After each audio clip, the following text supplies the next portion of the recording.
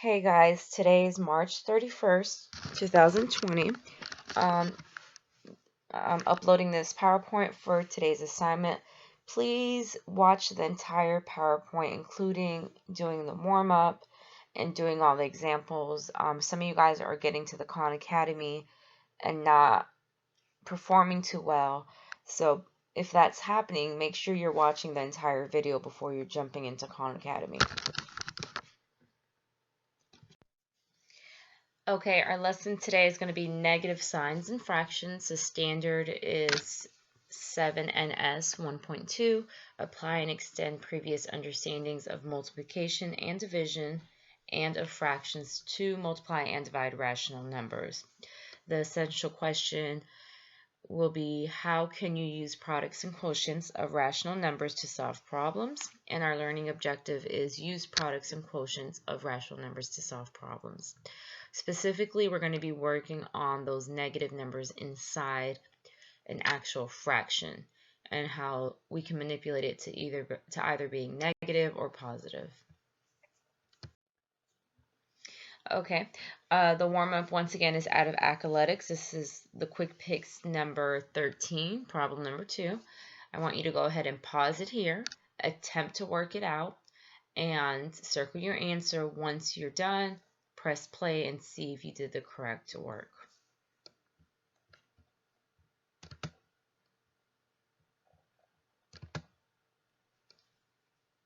I'm going to go ahead and work this out. I'm going to write it down here. We have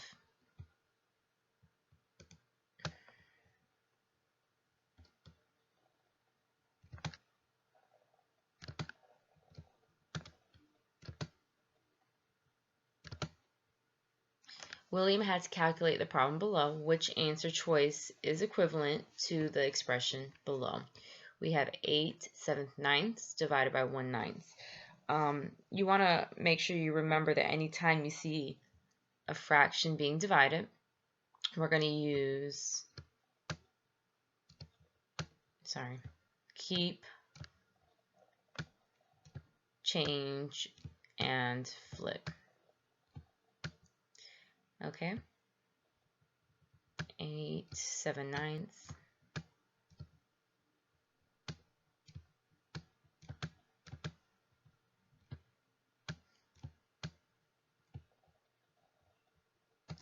The only thing with this fraction is we have a mixed number here. So before we get started, we actually have to convert this mixed number to an improper fraction. If you remember, you're going to do the denominator times the whole number, so 8 times 9,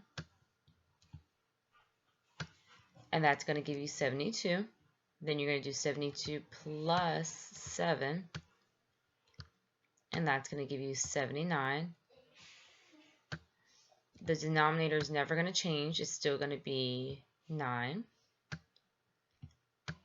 And I'm just going to bring down the division sign just so I can get a clear view of what I just converted this fraction into. So I have 79 over 9 divided by 1 over 9. Now I'm going to go ahead and do my keep, change, flip. So I'm going to keep this number, or this fraction. I'm going to change the sign to multiplication, and then I'm going to flip this fraction. So I have 79. This is my keep. This is my change. And this is my flip.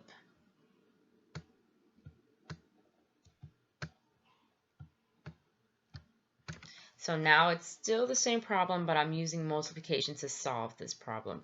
I am going to go straight across, and I'm going to do 79 times 9.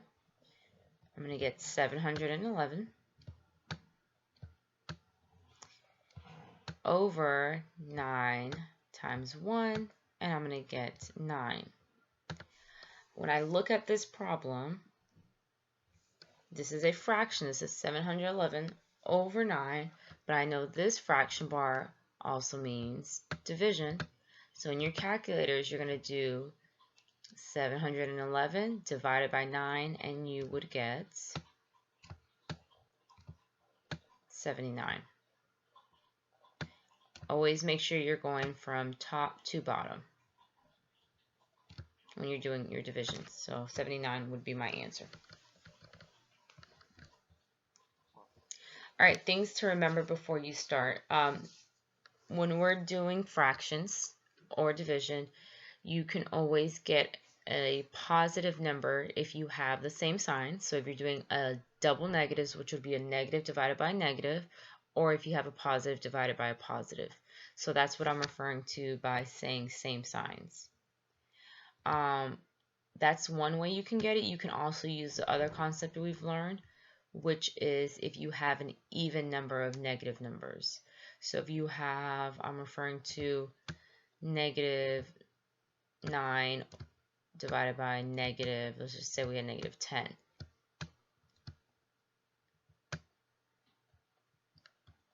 The first concept is saying double negative. So a negative divided by a negative is going to give you a positive. The second concept you can use, and you can use whichever one makes more sense to you, is saying you can count the negative sign. So this is one negative sign, two negative signs. And because 2 is an even number, we know this is going to be a positive. Okay? We can get negatives in a division or fraction by having opposite signs, or you can refer it to odd number of negatives. So if I had, let's say I had negative 10 divided by 20,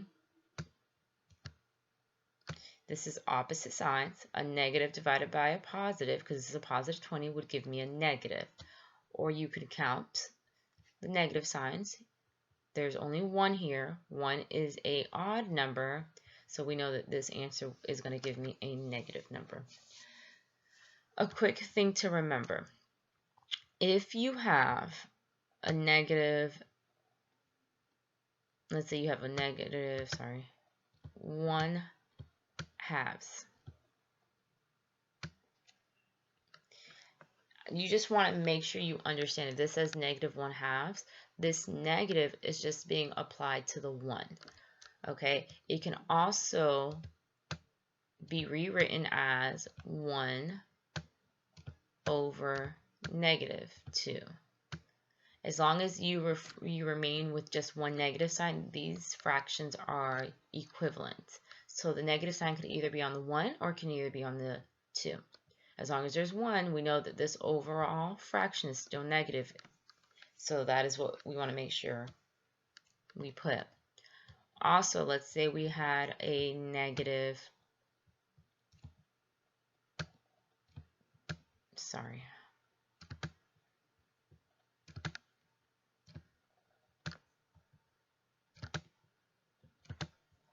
let's say we had a negative 2/4, and the negative was on the outside of the fraction. It was on the outside, completely outside. It wasn't attached to the 2 or to the 4.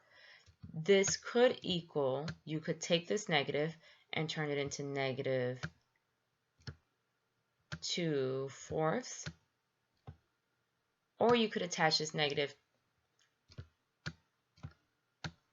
to the 4. Because it's only one negative sign, you want to just make sure you attach it to just one of the numbers, either the numerator or the denominator.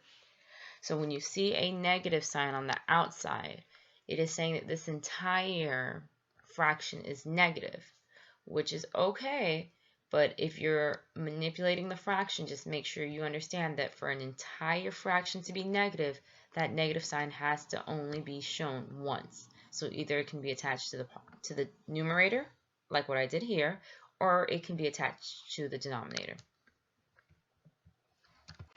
Okay, let's go ahead with example number 1. Which of the following expressions are equivalent to negative G over H? When we are looking at this, this is telling us this entire fraction has to end up being negative. Okay, so I'm going to go ahead and break these down. Select all that applies. So, 2 ways you can do this. The first way you can do this is you can look at this first option, and all you would need to do is count the negative signs. 1, 2, 3. 3 is an odd number, so I know ultimately this is going to be a negative number. The actual g over h is never going to change. Those variables aren't going to change, so it's still going to be a negative g over h, so I know that this would be an option. You could do it that way. The other way you could do it is you look at this and you break it down. You group, let's start off with this. I see that this is a negative g divided by negative h, which is going to turn this entire thing to a positive. Those are double negatives. It's going to turn into a positive. But then you still have this negative outside, so then it's going to turn it back to a negative GH. Okay? I'm just showing you both ways. I want you to choose whichever way is more comfortable for you, but I want you to have the option to choose that. Okay, so let's do the next one. This right here, if I was to count, using the first way, count the actual negative signs. I have one negative sign, two negative signs. 2 is an even number, so I know this is going to be a positive, and then you just bring your variables, g over h. Positive g over h does not match this negative g over h, so this would not be an answer. So that's one way to do it, or you could look at it as this is a negative divided by a negative, so it's going to end up being positive. And once again, a positive is still not a negative, g over h. So my select all that applies would only refer to this option. I wouldn't choose none of the above because obviously I chose at least one option. Okay, example number 2. Which of the following expressions are equivalent to 5 over b? This whole expression is positive. There's no negative sign, so we have to make sure we're choosing one here that is gonna turn into a positive. All right, I'm gonna start with the first method, which is counting my negative signs. I have 1, 2 negative signs. If I have an even amount of numbers, so 2 is even, I know this whole expression is gonna be positive, and I'm just gonna bring over the rest of the fraction. Positive 5 over b, which does match, so that would be an answer. Another way I could have done this was looking at, this is a negative on the outside of the fraction, so this negative you could attach to this 5, okay? So now this is no longer here. Let's pretend this is no longer here now. And so now we have a negative 5 divided by a negative b. A negative divided by a negative turns into a positive, and then you have 5 over b. So make sure you understand, if there's a negative sign on the outside of the fraction, you can bring it over and attach it to either the numerator or the denominator. I attach it to the numerator because the numerator did not have a negative sign, so you can do that as well. All right, when we're looking at, so this would be an option. The next one, this is a negative divided by a negative, which will turn double negatives or same signs turn into positive. So this would be a positive 5 over b. So this would be an option as well.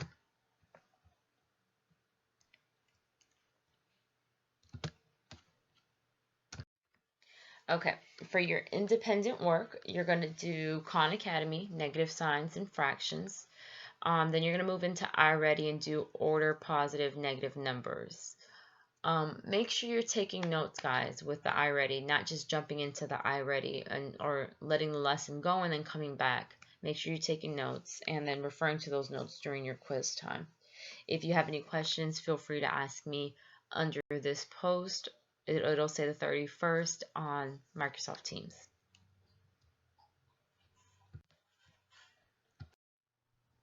Once you're done with your Khan Academy, we're actually going to go ahead and start the Athletics Comprehensive Test.